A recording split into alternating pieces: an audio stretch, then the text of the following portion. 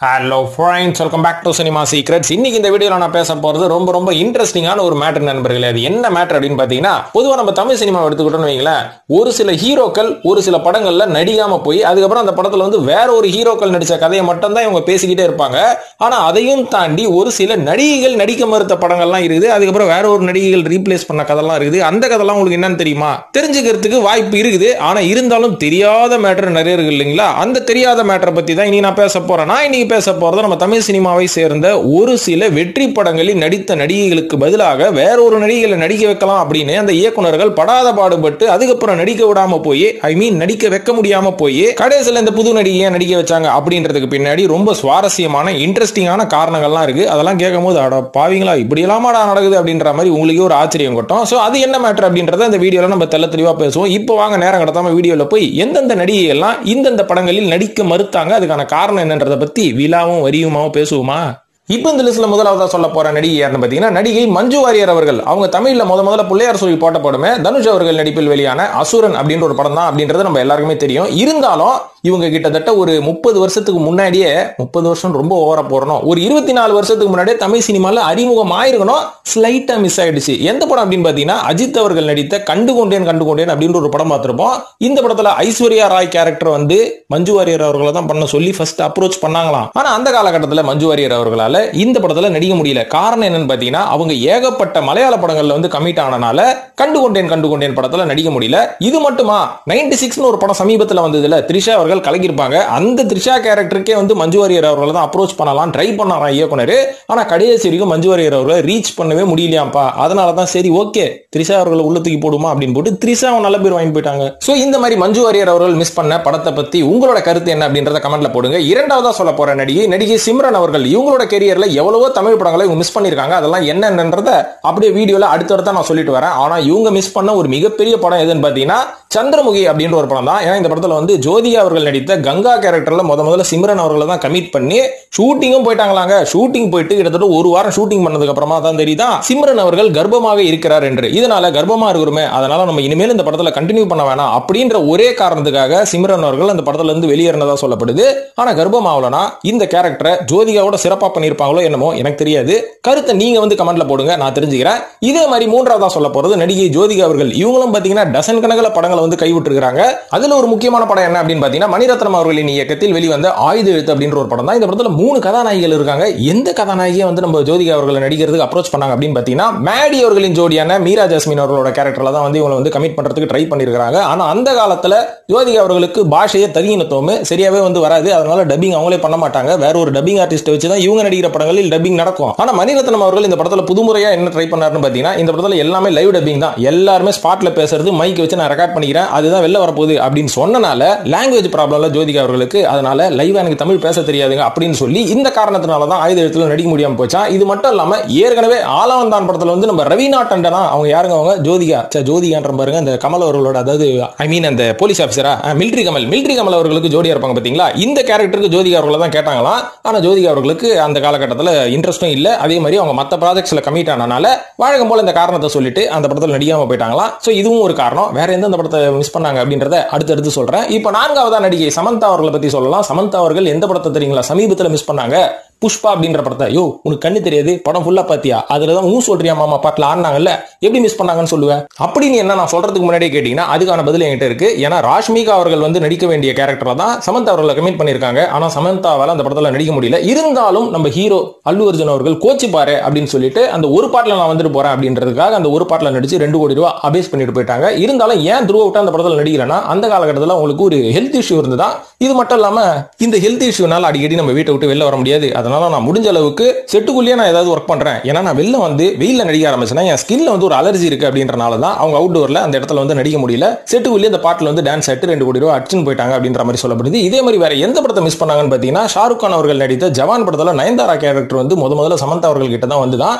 இருந்தாலும் அந்த காலகட்டத்தில் அவங்க ரிஜெக்ட் பண்ணதுக்கு முக்கியமான காரணம் என்னன்னு பாத்தீங்கன்னா, அவங்க குடும்பத்தில் இருக்கிற ஒரு பிரச்சனை. அதாவது நாக சைத்தன்யா மற்றும் சமந்தா அவர்களுக்கு கருத்து வேறுபாடு ஏற்பட்ட காரணம். இந்த காரணத்தினால மன உளைச்சல் இருந்த சமந்தா அவர்கள் அந்த படத்துல நடிக்க முடியாம போயிடுச்சு. மூன்றாவது அவங்க ரிஜெக்ட் பண்ண படம் ஐ அப்படின்ற படத்துல ஏமி ஜாக்சன் அவர்கள் நடித்த அந்த கதாபாத்திரம் வந்து சமந்தா அவர்கள் தான் நடிச்சிருக்கணும். இருந்தாலும் அந்த காலகட்டத்திலேயே அவங்களுக்கு ஹெல்த் இஷ்யூ இருந்தது. பிளஸ் அவங்க வந்து டேட்ஸும் வந்து வேற வேற படத்துக்கு கொடுத்துட்டனால அந்த படத்துல நடிக்க முடியாம போச்சு. இது மட்டும் இல்லாம நான்காவது கடல் அப்படின்ற ஒரு படத்துல நடிக்க வேண்டியது. இதுக்கு காரணமும் என்ன, ஏன் கடல் படத்துல நடிக்கல அப்படின்னு நீங்க சட்டையை பிடிச்சி கேட்டீங்கன்னா அதுக்கு ஒரு காரணம் சொல்றாங்க. அது என்ன காரணம்னா, கிட்டத்தட்ட 2012 நான் 2 மாசமா டோட்டல் ரெஸ்ட் எடுத்தேன். ஏன்னா என்னோட ஸ்கின் ப்ராப்ளம்னால நான் எந்த படத்துலயும் கமிட் ஆகல. கரெக்டா அந்த நேரத்துல தான் எனக்கு கடல் படமா வந்தது. அதனால அந்த படத்துல என்னால கமிட் ஆக முடியல அப்படின்ற மாதிரி சொன்னாங்க. இதெல்லாம் ஒத்துக்கலாம்ப்பா. ஆனா தளபதி 69 ரிஜெக்ட் பண்ணீங்க அப்படின்னு கேட்டீங்கன்னா பெத்த சேலரி கேட்டாங்களா. அந்த சேலரி வந்து இவங்க கொடுக்க மறந்துட்டாங்க. ஏன்னா மொத்த சேலரியும் தூக்கி விஜய் கிட்ட கொடுத்தாச்சு. அதனால கம்மி ரேட்டுக்கு ஏதாவது ஒரு ஹீரோயினை பிடிக்கணும்னு சொல்லி பூஜா கிட்ட பிடிச்சவங்க சமந்தாவை கை விட்டாங்க.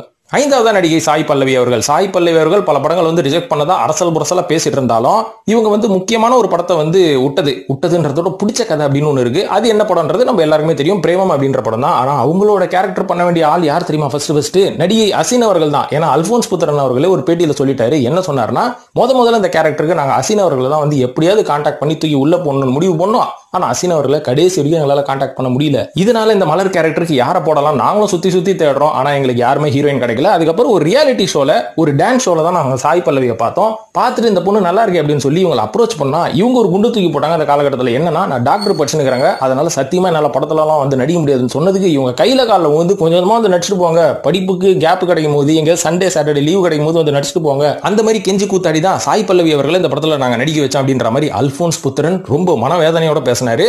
இருந்தாலும் ஓகே, இதுல நடிக்க வச்சனால சாய் பல்லவி அவர்களும் மிகப்பெரிய ஒரு நடிகை ஆயிட்டாங்க, டாக்டர் ஆவறதை விட. இப்ப ஆறாவதா சொல்ல போறது, நடிகை ஸ்ரீதேவி அவர்கள் எந்த படத்துல நடிக்க மறுத்தாங்க அப்படின்னு பாத்தீங்கன்னா மிகப்பெரிய படங்க. அது என்ன படம் தெரியுங்களா? எஸ் ராஜமௌலி அவர்களின் இயக்கத்தில் வெளிவந்த பாகுபலி அப்படின்ற ஒரு படம். இந்த படத்துல வந்து ரம்யா கிருஷ்ணன் செய்திருக்கக்கூடிய ராஜமாதா அப்படின்ற ஒரு கேரக்டருக்கு முதல்ல ராஜமௌலி மற்றும் இந்த படத்தோட தயாரிப்பாளரான சோபு 2 பேரும் சேர்ந்து ஸ்ரீதேவி அவர்கள்கிட்ட அப்பாயின்மெண்ட் வாங்கி இந்த படத்துல நடிங்க அப்படின்னு கெஞ்சினதுக்கு ஸ்ரீதேவி அவர்கள் நடிக்க மறுக்கல, ஒத்துக்கிறாங்க. ஆனா ஒத்துக்கிட்டதுக்கு அப்புறமா ஏன்பா இந்த படத்துல நடிக்கலன்னு கேட்டதுக்கு அதுக்கு நம்ம ராஜமௌலி அவர்களே ஏபிஎன் தெலுங்கு நியூஸ் சேனல்ல ஒரு பேட்டியில சொல்லிட்டாரு. என்னன்னா, ஃபர்ஸ்ட் இவங்களை அப்ரோச் பண்ணுங்க, இவங்க முதல்ல எங்களை பார்க்கும்போது 10 கோடி ரூபாய் சம்பளம் கேட்டாங்க. சரி, அது கூட கொஞ்சம் யோசிச்சு கடனை கூட வாங்கி கொடுத்துடலாம் அப்படின்ற மாதிரி முடிவு பண்ணோம். அதுக்கப்புறம் இன்னொரு டிமாண்ட் வச்சாங்க. என்னன்னா, என் மொத்த குடும்பமும் ஷூட்டிங் ஸ்பாட்டுக்கு வரும். அதாவது மும்பைல இருந்து நாங்க எல்லாரும் கிளம்பி ஹைதராபாத்ல வருவோம், எங்க எல்லாருக்குமே 10 ரூம் போடுங்க ஹோட்டல்ல அப்படின்ற மாதிரி கேட்டாங்க. சரி ஓகே, அதுக்கும் வந்து யோசிச்சு பார்க்கலாம் அப்படின்ற மாதிரி முடிவு பண்ணோம். அதுக்கப்புறம் எல்லாருமே ஃபிளைட்ல தான் வருவோம், எல்லாருக்கும் ஃபிளைட் டிக்கெட் போடுங்க அப்படின்ற மாதிரி கேட்டாங்க. கொஞ்சம் நாங்க குழம்பிட்டோம். இந்த படத்தோட மொத்த பட்ஜெட்டையும் இவங்களுக்கே செலவு பண்ற மாதிரி ஆயிடுமே, என்ன பண்றது, கொஞ்சம் நடிப்பு திறமை இருக்கிற ஒரு நடிகையை நம்ம கூப்பிட்டு வச்சு நடிக்க வைக்கலாம் அப்படின்னு சொல்லி தான் ரம்யா கிருஷ்ணன் அவர்களை நடிக்க வச்சோம். அவங்களும் அந்த கேரக்டரை பின்னி பெடல் எடுத்துட்டாங்க. அதுக்கப்புறம் இந்த படத்தோட வெற்றிக்கு காரணமும் ரம்யா கிருஷ்ணன் அவர்கள் தான். ஆனா ஓகே, ரம்யா கிருஷ்ணன் வச்சு இந்த படத்தை எடுத்தாச்சு. ஆனா எப்படி ஸ்ரீதேவி அவர்கள் கிட்ட இருந்து தப்பிச்சாச்சு, விட்டா போதண்டா சாமி அப்படின்றத சொல்லாம சொல்லிட்டாரு ராஜமௌலி அவர்கள். இப்ப ஏழாவதா சொல்ல போற நடிகை காதல் சந்தியா அவர்கள். இவங்களை எந்த படத்துல வந்து நடிக்கிறதுக்கு கூப்பிட்டு இவங்க வேணான்னு சொன்னாங்கன்னு பாத்தீங்கன்னா சுப்பிரமணியபுரம் அப்படின்ற ஒரு படம் தான். அதுக்கான காரணம் என்ன, அதாவது சுப்பிரமணியபுரத்துல என்ன கேரக்டர் அப்படின்றத நான் சொல்லி தெரியணும்னு இல்ல, ஜெய் அவர்களுக்கு ஜோடியாக என்ன காரணம்னு கேட்டதுக்கு இவங்க ஒரு தரமான காரணம் சொன்னாங்க. ஓரளவுக்கு ஒத்துக்கிற காரணம் தான் அது. அதாவது நான் காதல்னு ஒரு படம் நடிச்சேன், கடைசியில ஹீரோ என்னால பைத்தியம் பிடிச்சி ரோடா அலையற மாதிரி இவங்க கிளைமேக்ஸ்ல வச்சாங்க. இருந்தாலும் பரவாயில்ல, ஹீரோக்கு வந்து நல்ல ஒரு இமேஜ் கிடைச்சது, எனக்கு இமேஜ் பெருசா தெரியல. இருந்தாலும் இப்ப அடுத்த படம் சுப்பிரமணியபுரமும் நீங்க அப்ரோச் பண்ணி வரும்போது இதே மாதிரி தான் ஒரு கிளைமேக்ஸ் சொல்றீங்க, அந்த ஹீரோவை நான் ஏமாத்துற மாதிரி. சோ தொடர்ந்து நான் இந்த மாதிரியே நடிச்சிட்டு போயிட்டே இருந்தா அதுக்கப்புறம் ரத்த கண்ணீர் படத்துல வர காந்தா அப்படின்ற ஒரு கேரக்டர் மாதிரி தான் என்ன வந்து தமிழ் சினிமால டோட்டலா இவங்க மாத்தி விட்டுருவாங்க. அதனால இந்த மாதிரி நெகட்டிவான எண்டிங்கே வேணாங்க, இனிமேல் நான் வந்து எல்லா கேரக்டரும் பண்றேன், நெகட்டிவ் எண்டிங் மட்டும் வேணாம் அப்படின்ற மாதிரி அந்த ஒரு காரணத்தினாலதான் காதல் சந்தியா அவர்கள் சுப்பிரமணியபுரத்துல நடிக்க மறுத்துட்டாங்க அப்படின்ற மாதிரி சொல்லப்படுது. இப்ப எட்டாவதா சொல்ல போறது படையப்பா படத்தில் ஏற்பட்ட நடிகைகளின் மாற்றம். இது முக்கியமான காரணம் நம்ம தலைவரும் கூட தான். ஏன்னா தலைவர் அவர்கள் அந்த காலகட்டத்தில் ஐஸ்வர்யா ராய் கூட நடிச்சே ஆகணும்னு சொல்லி ஒத்த காலில் நின்னாரு, ஆனா நடிக்க முடியல.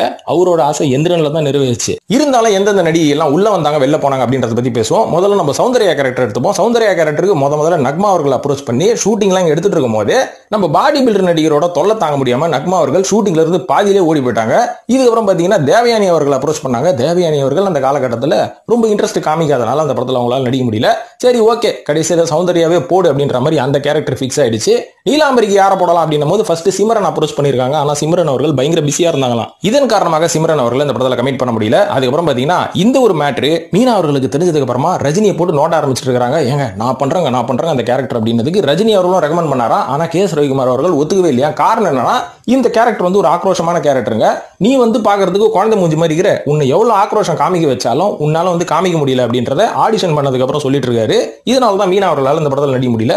கடைசியில் பாத்தீங்கன்னா ரம்யா கிருஷ்ணன் நடிச்சு கழிட்டாங்க. 9வது நடிகை ஜோதிகா அவர்கள், இவங்களை வந்து நான் ஆரம்பத்திலே சொன்ன பாத்தீங்களா, ஆயுத எழுத்து மிஸ் பண்ணியாச்சு, ஆழம் தானே மிஸ் பண்ணியாச்சு. இதையும் தாண்டி விஜய் அவர்கள் நடித்த மெர்சல் படத்தையும் மிஸ் பண்ணியாச்சு. ஏன்னா மெர்சல் படத்துல நித்யா மேனன் கேரக்டருக்கு இவங்கள தான் நடிகருக்கு கூப்பிட்டுருக்காங்க. 14 வருஷம் கழிச்சு விஜய் கூட சேர்ந்து நம்ம மறுபடியும் ஒரு படம் நடிக்கலாம் அப்படின்னு பிளான் பண்ணி விஜய் அவர்கள் அப்ரோச் பண்ணதுக்கு பெருசா இன்ட்ரெஸ்ட் காமிக்கலையா ஜோதிகா அவர்கள். அதனால விட்டுது போ, நம்ம வேற ஹீரோயினை பாத்துக்கலாம் அப்படின்னு ப்ரொடக்ஷனே முடிவு பண்ணிட்டாங்களாம். 10வதா சொல்ல போறது ஆடுகளம் அப்படின்ற ஒரு படத்துல ஏற்பட்ட ஒரு மாற்றம். பல பேருக்கு தெரியும், தெரியாதவங்களுக்கு சொல்றேன். அந்த படத்துல முதல்ல த்ரிஷா தானே வந்து கமிட் ஆனாங்க. அதுக்கப்புறமா தானே நம்ம யாருங்க டப்பாசி பண்ணும் இவங்களை கமிட் பண்ணான்னு கேட்டீங்கன்னா, த்ரிஷாவுக்கு முன்னாடி ஸ்ரேயா சரண் அவர்களை கமிட் பண்ணாங்க.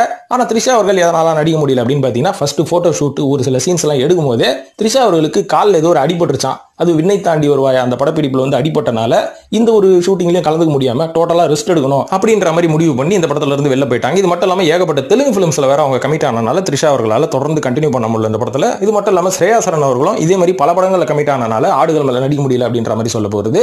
அதனால புதுசா ஒரு பொண்ணை இறக்கலாம்னு சொல்லி டப்பாசி இறக்குனாங்க. டப்பாசி அவர்களும் இன்னைக்கு பாலிவுட் ரேஞ்சுக்கு போயிட்டாங்கப்பா. சோ இந்த மாதிரி லிஸ்ட்ல நம்ம ஏகப்பட்ட நடிகைகளை அடுக்கடுக்க எண்ணிக்கிட்டே போலாம். வீரம் படத்துல தமன்னா அவர்களுக்கு பதிலாக இலியானா தான் நடிச்சிருக்கணும், நடிக்க முடியல. இதுக்கப்புறம் நம்ம ஸ்ருதி ஹாசன் அவர்கள் நண்பன் படத்துல விஜய் அவர்களுக்கு ஜோடியா நடிச்சிருக்கணும், நடிக்க முடியல. வாரணமாயிரம் மேகனா கேரக்டர்ல தீபிகா படுகோன் மற்றும் ஜெனிலியா நடிச்சிருக்கணும், நடிக்க முடியல. இரண்டாம் உலகம் படத்துல ஆண்ட்ரியா அவர்கள் நடிச்சிருக்கணும், அனுஷ்காக்கு பதிலா, நடிக்க முடியல. பையா படத்துல தமன்னாக்கு பதிலா நயன்தாரா நடிச்சிருக்கணும், நடிக்க முடியல. பச்சை கிளி முத்துச்சரம் அப்படின்ற ஒரு படத்துல தபு அவர்கள் நடிச்சிருக்கணும், நடிக்க முடியல. இவ்வளவு ஏங்க, ஏற்கனவே சொன்ன பாத்தீங்களா அலைப்பாய்தே அப்படின்ற ஒரு படம், இந்த படத்துல ஷாலினிக்கு பதிலா வசுந்தரா தாஸ் தான் கமிட் பண்ணிருக்கணும், ஆனா அவங்களால நடிக்க முடியல. சிவாஜி படத்துல ஸ்ரேயா சரனுக்கு முன்னாடி ஸ்னேகாவை நடிக்க வைக்கலாம் ட்ரை பண்ணாங்க, அதுவும் நடக்காம போச்சு. இந்த மாதிரி நம்ம அடுக்கடுக்கா நிறைய சொல்லலாம். இதை விட்டுட்டுன்னு PS1 அதுல நந்தினி கேரக்டர்ல அனுஷ்காவையும் குந்தவை கேரக்டர்ல கீர்த்தி சுரேஷையும் நடிக்க வைக்கலாம்னு போஸ்டர்ஸ் எல்லாம் அடிச்சு ஓட்டினாங்க, ஆனா அதுவும் சல்பெடுக்காம போயிடுச்சு. சோ இந்த மாதிரி பல நடிகைகள் பல படங்களை வந்து தவற விட்டாங்க. அதெல்லாம் என்ன கதை அப்படின்றத இன்னும் நிறைய நம்ம அடுத்தடுத்த வீடியோல பேசுவோம். இந்த வீடியோ பார்த்ததுக்கு நன்றி. இது பற்றிய கருத்துக்களை கமெண்ட்ல போடுங்க. நம்ம சேனலுக்கு சப்போர்ட் பண்ணணும்னு நினைக்கிறவங்க நம்ம சேனலோட மெம்பர்ஷிப்ல ஜாயின் பண்ணுங்க. கழுவி ஊத்தணும்னு நினைக்கிறவங்க கமெண்ட்ல வந்து எவ்வளவு வெறித்தனமா வேணாலும் கழுவி ஊத்துங்க, முடிஞ்ச ஆன்சர் பண்றேன், இல்லைன்னா அப்படியே விட்டுருங்க. சோ நம்ம சேனலை சப்ஸ்கிரைப் பண்ணிடுங்க நண்பர்களே. நன்றி, வணக்கம்.